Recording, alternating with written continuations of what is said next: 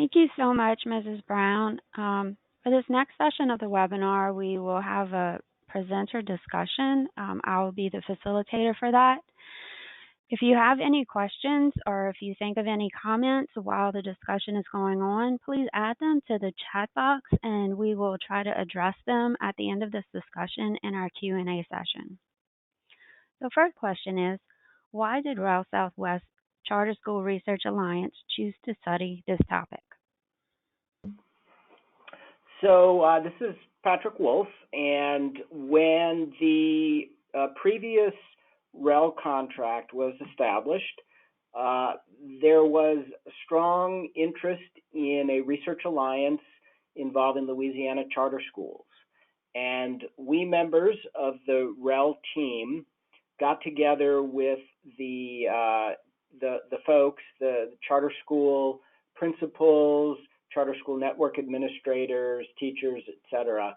What we did was we had a brainstorming and planning session to gauge what topics the members of the Alliance were most interested in. And many members were interested in the idea, information about how to better serve students with special needs in their schools.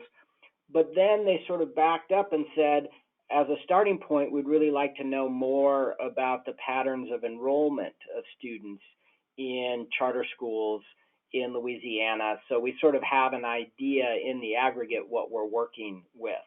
And that's what it was that direction from members of the Alliance that led us to conceptualize and implement this charter school special ed gap enrollment study.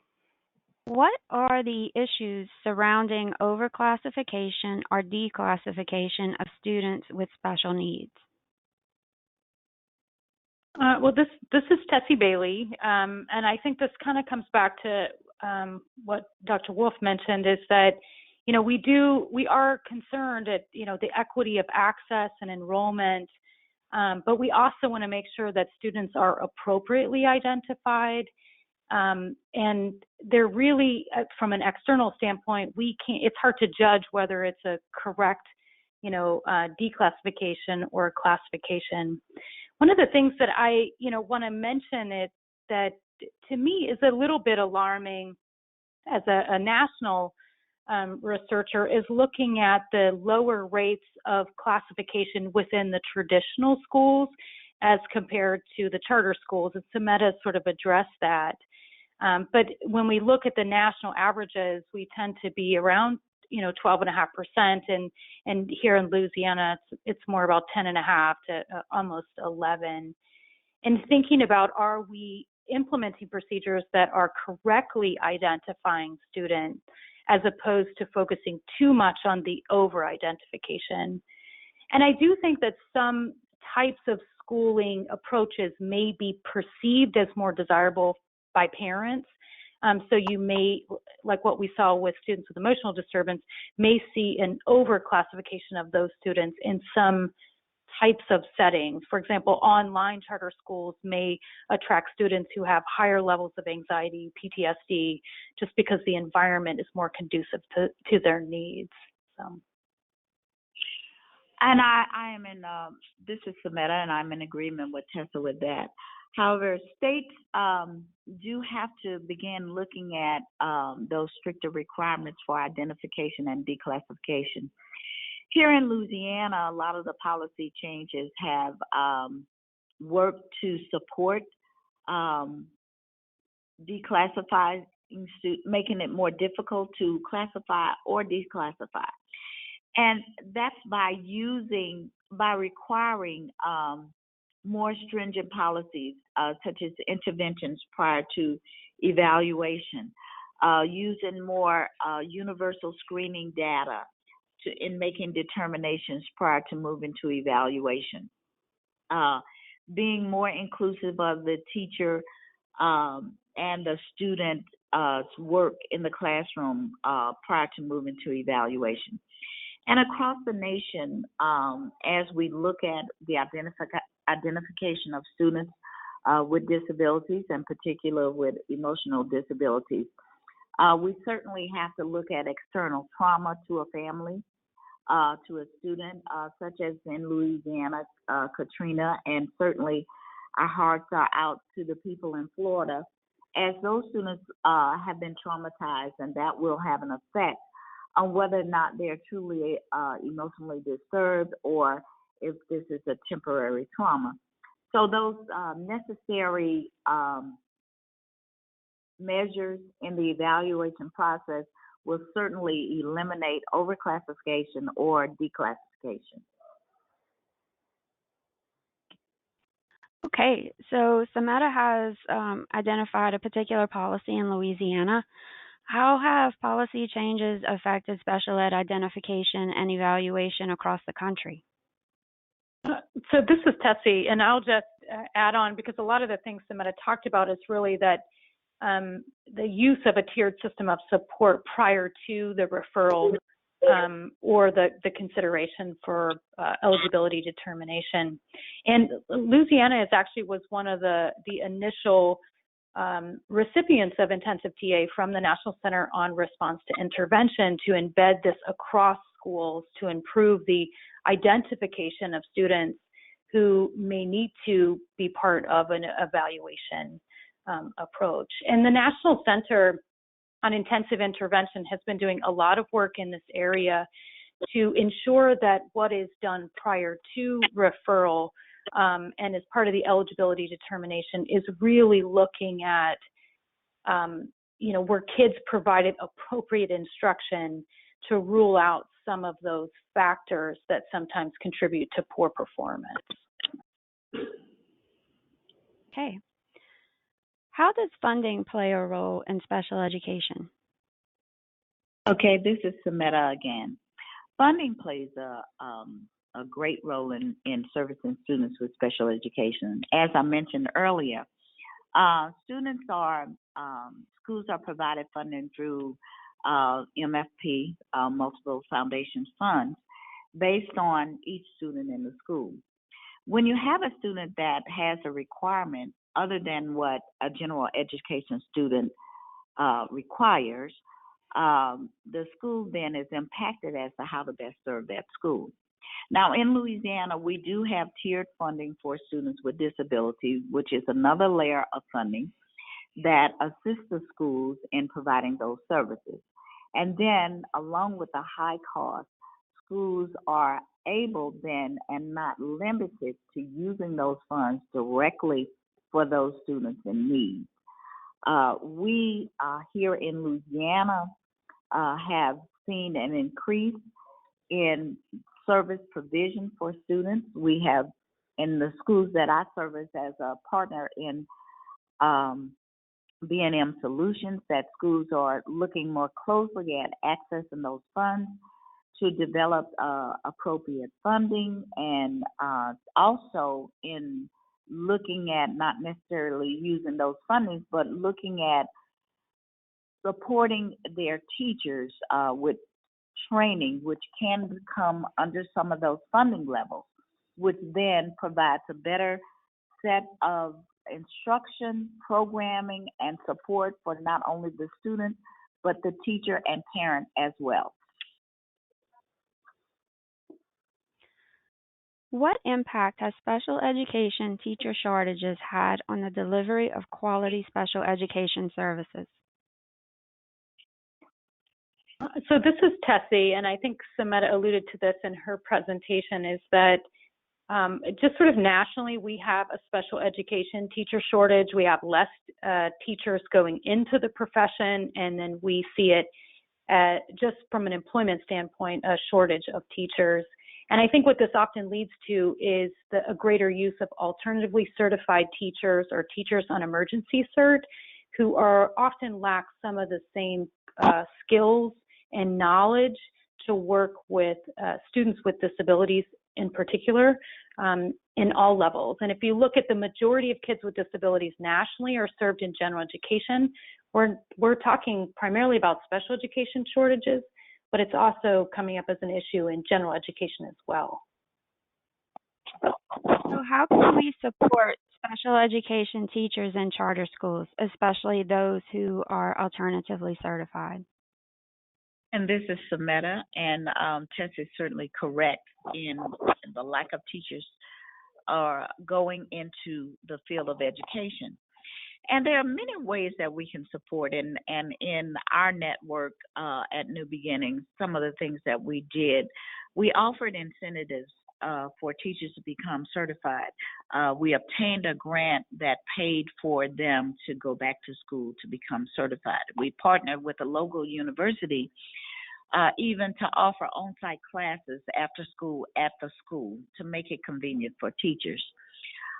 Some of the other areas to support teachers is certainly through professional development, workshops, providing CEUs, starting with an analysis also of the teacher need, the student need, and analysis of the transcripts to determine what's the best approach to get teacher candidates recertified in particular areas.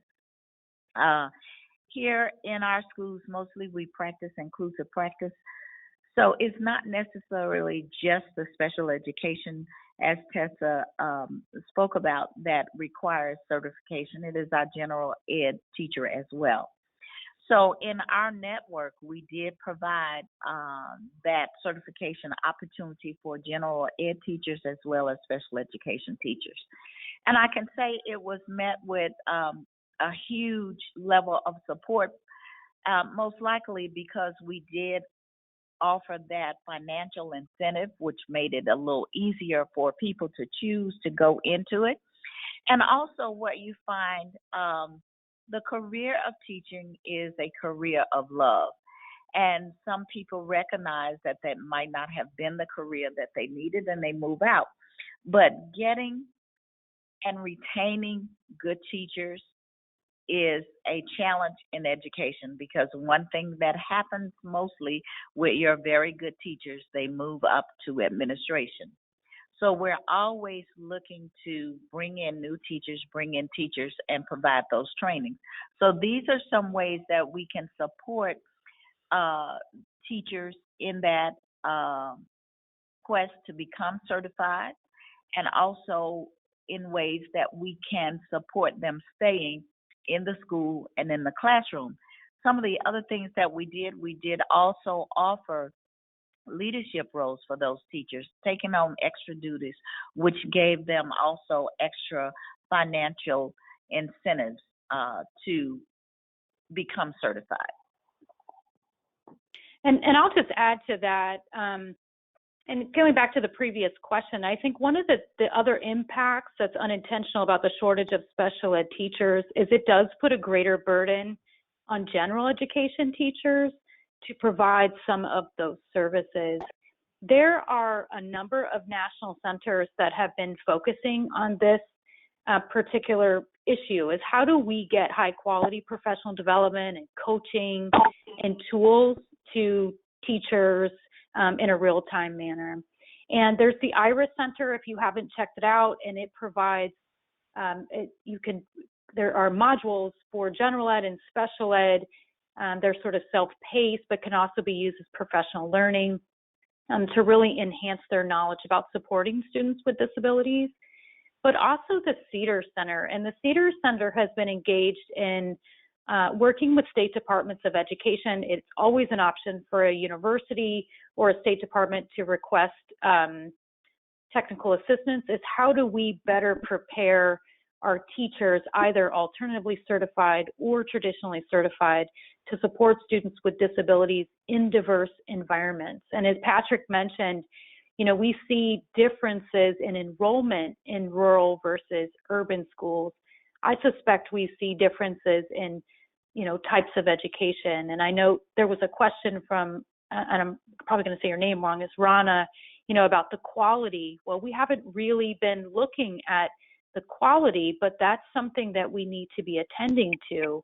And we can only affect quality when we're working directly with improving teacher prep, both pre-service and in-service. And I would agree with you in that, in terms of the quality. And school leaders are beginning to look at how they can monitor and support teachers in providing that better quality of education in the general ed as well as in special education. And you're so correct that the burden for the general ed teacher, particularly with students being inclusive into the general ed population, which is a plus for those students and a plus for the teacher as well. But helping them to understand and doing cooperative teaching with special education teachers also is a point that we assist both teachers in understanding and being able to provide that better quality of education. Okay, to change direction just a little bit, what have you found works best for students with trauma, emotional disturbances, or PTSD? So this is Tessie, and I'll just talk from a national technical assistance level. There has been a lot of focus in this particular area. Since Katrina, we've had more school shootings. I'm in Texas, and we've had Harvey. So we've actually seen a larger percentage of students with PTSD and trauma. There are a number of national centers who are working on evidence-based interventions, specifically trauma-specific interventions, to support students. And I think those will end up in the chat box. But when we look at students with emotional disturbance, we're finding the greatest success when we develop function-based interventions. And there are a number of other national centers who provide, like the National Center on Intensive Intervention actually provides a behavior intervention tool chart that's used with a tiered system of support and can help you make decisions about what are the best approaches for your particular student based on the function of their behavior. So I know our chat box is filling up with links right now. Are there any other resources that you would like to point people towards for more information on these topics? Sure. This is Patrick Wolf again. We are in the process of tapping into the expertise of all the presenters on this call to put together a consolidated list of the research centers and publications that can be helpful and informative to you all in probing deeper on these critical questions. A couple that I'll just mention off the top of my head, because for the quantitative work that I do, these are very important. One, of course, is the REL Southwest website. REL Southwest is your first point of service for getting information about education policies, programs, challenges, etc., through the Ask a REL system and just basic inquiries. So obviously, continue to contact REL Southwest for information and assistance. The National Center for Special Education in Charter Schools, it's been mentioned in several of in the discussion already, and it really has a wealth of information. It's the one place I know of where you can find descriptive quantitative studies and also the the best practices kinds of guides and things like that. A nice sort of comprehensive set of information for charter school operators and overseers to plan special education services and to kind of understand the field. So that's a very important resource for you. And finally, the Center for Reinventing Public Education at the University of Washington, they have a program on special education, charter school special education research and guidance. And so they've produced some very important research on the question as well. So really I think those three are some really important resources, those three centers, and we're going to circulate a much more comprehensive list for you all after we've wrapped up this webinar. Okay, thank you, presenters. If you have any questions, participants, for our presenters, please feel free to add them to the chat box. There were a few questions about outcomes of students in special education, and I see some of our presenters have been conversing in the chat box. Patrick, would you like to expand on the question about examining outcomes for special ed students in charters versus traditional schools? Right, and there isn't much research on that. The only study I'm aware of is the CREDO, the most recent CREDO study. That's the Center for Research on Educational Outcomes at Stanford University. They have implemented 2 national studies of the effectiveness of charter schools, and their most recent one did include a subgroup for it. It was able to gather enough evidence and information to analyze the effects of charter schooling on the test score outcomes of students with disabilities. And it did find that students with disabilities on average had higher test scores if they were attending charter schools versus traditional schools. So that's the one study that's been done on the question. And the reason why there are so few studies and it required a national sample is, as I said in the chat box, it's very difficult to make apples to apples comparisons of groups of students with disabilities on test score outcomes because of the modifications to the tests and the testing conditions, the testing accommodations that often are built into the individual education plans for the students. So CREDO was able to do it because of the sheer number of students with special needs they had in their sample. It's much more difficult to do that within an individual state or school district. Okay, another question we have from Rana was, did you find that the quality of special ed services was higher in traditional schools than charter schools? And this is Tessie, and I'll just respond partly because I think that came in during when I was speaking. Is in the stuff that I was talking about is they have not really looked at quality of instruction or quality, because just the way that we end up measuring that, and instead looking at what are some of the indicators, like percentage of time in general education, percentage of dropout or not dropout, expulsion and suspension. But I think it would be important to look at. So this is Sametta. I think it would be important to look at too.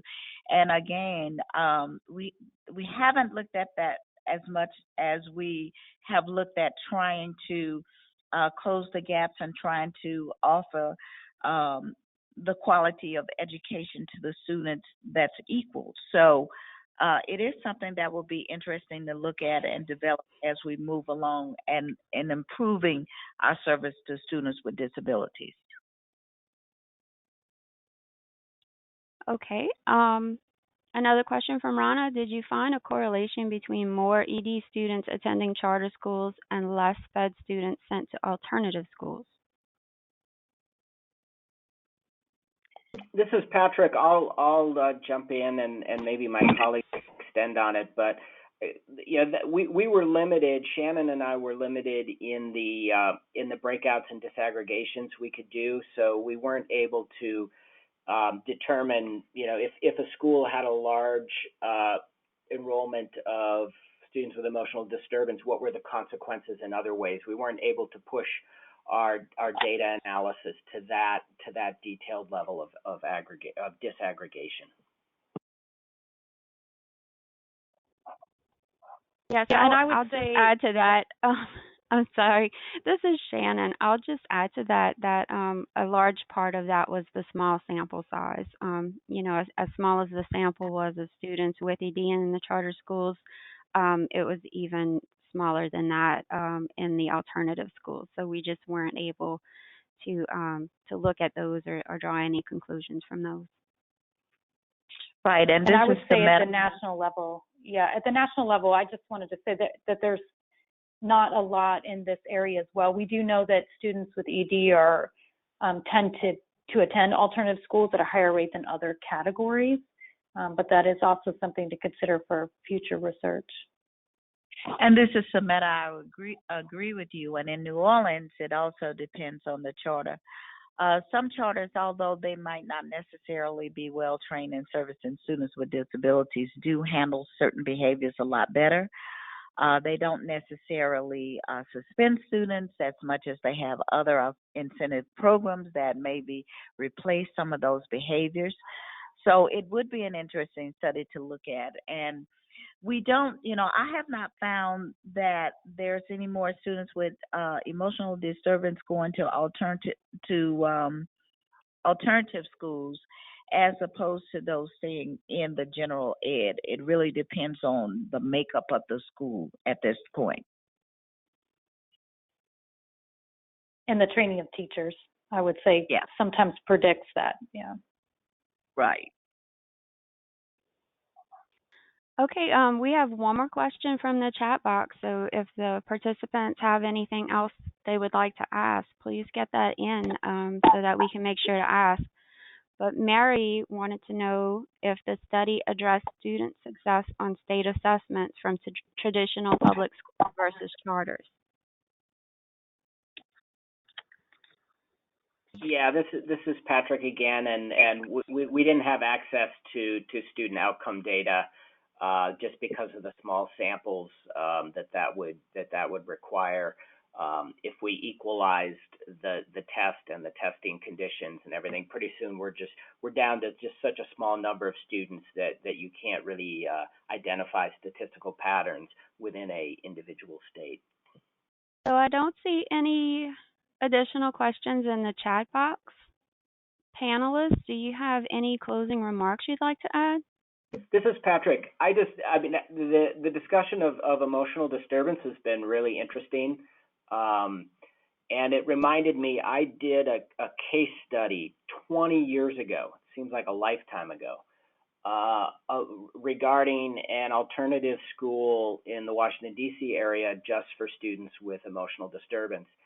And the one thing that impressed me the most from that program was the principal of the school. I asked him about any kind of tension between treating the students' emotional disability and providing academic instruction and academic enrichment, and he basically said there's no trade-off, that the teaching is therapy, that just basically they design the school program, everything about the school program, including the education of the students, as therapy to address, the emotional disturbance challenge. And I thought that was kind of an interesting philosophy for the school.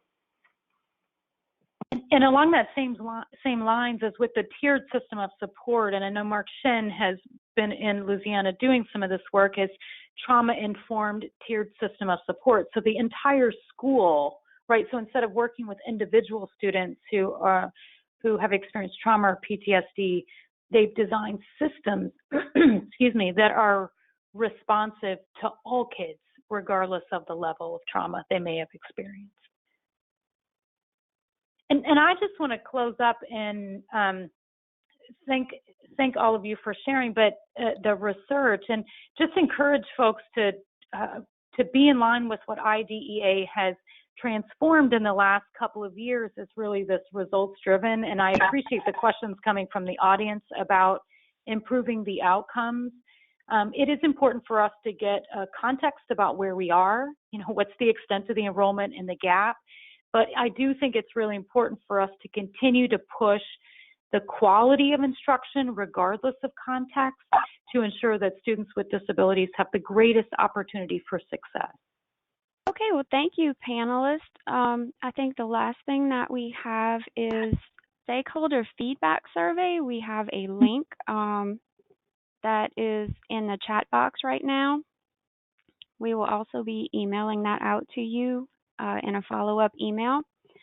So please complete the stakeholder feedback survey. It will help us to improve future webinars and we would greatly appreciate it. Thank you very much for joining us.